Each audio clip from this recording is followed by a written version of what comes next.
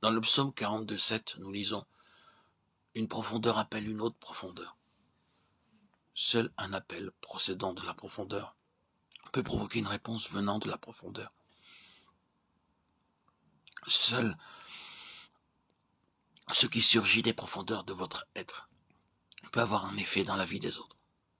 Nous-mêmes, nous recevons bien peu d'aide d'une prédication superficielle, et de même, nous ne pouvons pas beaucoup aider les autres, à moins que notre propre vie n'ait été profondément affectée.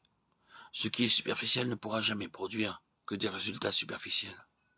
Oui, vous pouvez mettre en émoi les sentiments des autres, par vos larmes ou par vos sourires. Vous pouvez même stimuler l'enthousiasme et avoir des résultats temporaires. Mais si vous n'avez pas de profondeur, vous ne pourrez jamais atteindre la profondeur dans l'âme des autres.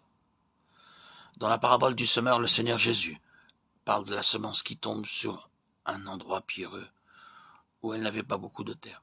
Elle leva aussitôt parce qu'elle ne trouva pas une terre profonde. Mais quand le soleil se leva, elle fut brûlée et sécha faute de racines. Marc 4, 5, 6. Qu'est-ce que les racines? C'est la croissance sous la surface de la terre. Que sont les feuilles? De la croissance au-dessus du sol. La racine, c'est la vie cachée. Et les feuilles, la vie manifestée. Le problème, pour de nombreux chrétiens, c'est que, tandis qu'il y a beaucoup de vie apparente, il y a très peu de vie secrète. Vous êtes chrétien depuis de nombreuses années, n'est-ce pas? Alors, permettez-moi de vous poser cette question. Quelle proportion de votre vie est cachée au regard des autres? Y a-t-il une partie importante de votre vie que les autres ne connaissent pas? Vous aimez souligner les œuvres extérieures? Oui, les bonnes œuvres sont importantes, mais en dehors de ce qui est extériorisé sur ce versant de votre vie, quelle est la vie qui demeure cachée? Si toute votre vie spirituelle est exposée, alors toute votre croissance est externe. Et parce qu'il n'y a pas de croissance interne, vous manquez de racines. Dans votre vie chrétienne, il est nécessaire que vous appreniez la signification du corps de Christ.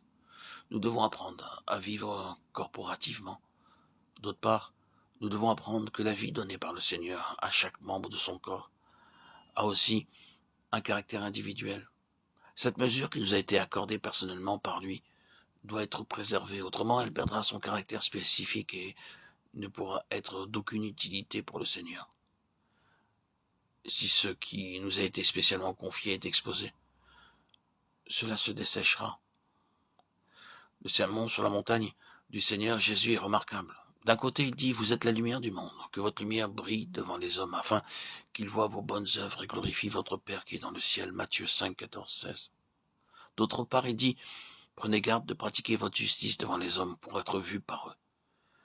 Mais quand tu fais l'aumône, que ta main gauche ne sache pas ce que fait ta droite, afin que ton aumône se fasse en secret. Quand tu pries, entre dans ta chambre, ferme ta porte et prie ton Père qui est là dans le lieu secret. Matthieu 6, 1, 6. D'une part, si vous êtes chrétien, vous devez le dire ouvertement et le professer publiquement. D'autre part, il y a des vertus chrétiennes que vous devez préserver du regard des autres. Le chrétien qui affiche toutes ces vertus n'a pas de profondeur. Et à cause de son manque de racines, il ne peut pas résister au jour de l'épreuve et de la tentation.